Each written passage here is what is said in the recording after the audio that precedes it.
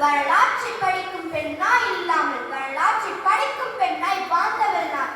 கணவன் கொல்லப்பட்டால் உடன் சேர்ந்து தானும் உடன் கட்டை ஏறும் பெண்கள் மத்தியில் 7 ஆண்டு பொறுத்திருந்து திட்டம் தீட்டி படையை சேர்த்து ஆங்கிலேயன் காட்டம் காட்டி சிவகங்கை கோட்டை ஆங்கிலேயன் கொடியை கிழித்தெறிந்து மீண்டும் நம் கொடியை பறக்கவிட்ட வீர பெண்மணி நான்.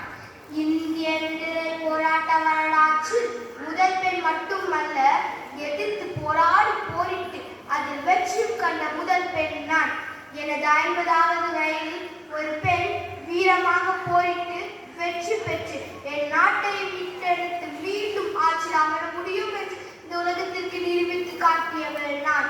நான் ஒரு வீர தமிழச்சி, நான் ஒரு வீர தமிழச்சி, நான் ஒரு வீர மக்கள், நானே வேலுநாச்சியார். நன்றி, வணக்கம். உங்களிடம்